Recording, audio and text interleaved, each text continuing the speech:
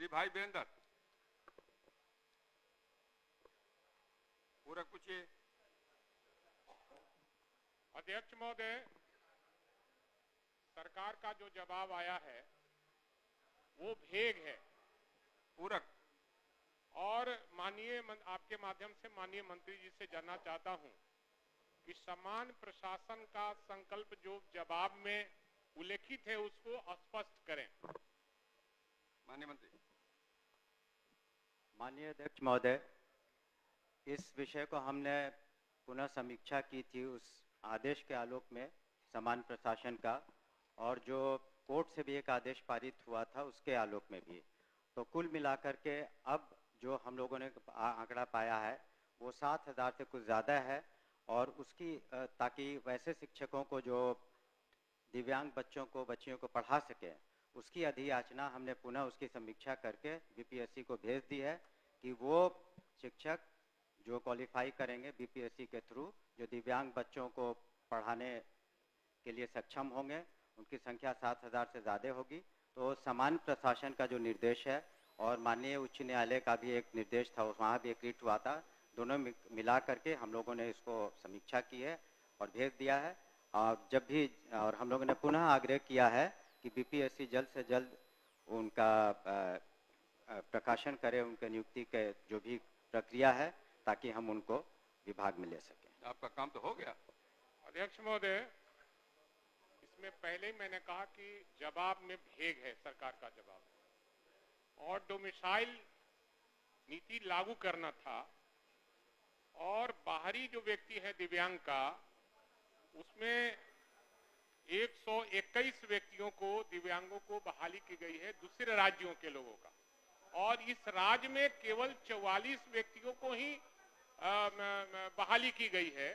तो सरकार का जो नीति है उसका उल्लंघन, खुला उल्लंघन है कि दूसरे राज्यों के दिव्यांगों को, हाँ, सरकार स्पष्ट करे कि जिन 121 दूसरे राज्य के अभ्यर्थियों का चयन हुआ है, उनमें से कितने अभ्यर्थी गैर आरक्षित वर्ग के अंतर्गत चयनित हुए हैं। अध्यक्ष महोदय, इसमें कोई उल्लंघन नहीं हुआ किसी नीति का।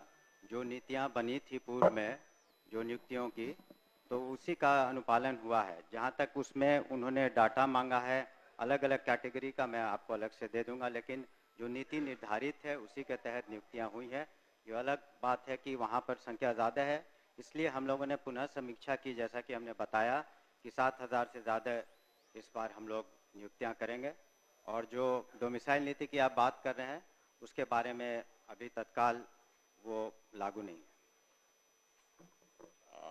अध्यक्ष महोदय, और समाचार पत्रों में भी निकला था, और जो समाचार पत्र में निकला था उसी के आलोक में हमने यह प्रश्न किया था। तो इसलिए जवाब दिया उन्होंने। नहीं, वो कह रहे हैं कि डोमिसाइल नीति का हमारा कोई विचार नहीं है।